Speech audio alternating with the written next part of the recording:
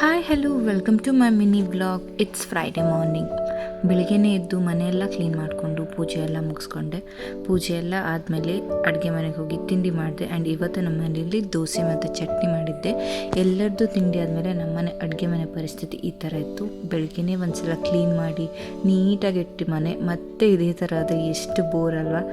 But ಏನು ಮಾಡೋದು, ಮನೇಲಿದ್ಮೇಲೆ ಎಲ್ಲದನ್ನು ಮಾಡಲೇಬೇಕು. ಆ್ಯಂಡ್ ಒನ್ ಬೈ ಒನ್ ನೀಟಾಗಿ ಕ್ಲೀನ್ ಮಾಡ್ಕೊತಾ ಬಂದೆ.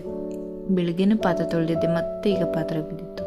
ಆ ಪಾತ್ರೆನೆಲ್ಲ ತೊಳ್ಕೊಂಡು ಚೆನ್ನಾಗಿ ಕ್ಲೀನ್ ಮಾಡಿದೆ. ಆ್ಯಂಡ್ ಈ ಥರ ಕಾಣಿಸ್ತಿತ್ತು. ಆ್ಯಂಡ್ ನಿನ್ನೆ ಸಂತೆ ಆಗಿತ್ತು.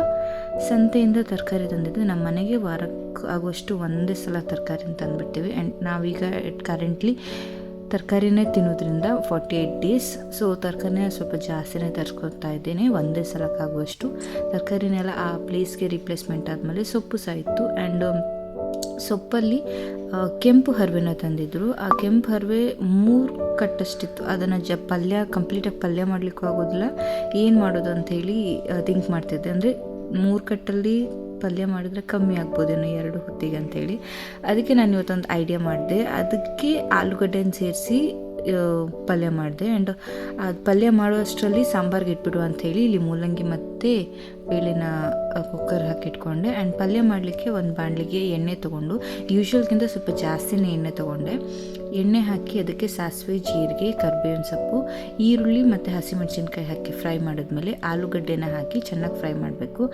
ಆಲೂಗಡ್ಡೆನ ಚೆಂದ ಫ್ರೈ ಆದಮೇಲೆ ಒಂದು ಹಾಫ್ ಬೆಂದಾದಮೇಲೆ ಈಗ ಅದಕ್ಕೆ ನಾವು ಚೆನ್ನಾಗಿ ತೊಳೆದು ಕಟ್ ಮಾಡಿರುವಂತಹ ಕೆಂಪು ಹರಿವೆ ಸೊಪ್ಪನ್ನು ಹಾಕ್ಕೊಳ್ತಾ ಇದ್ದೀನಿ.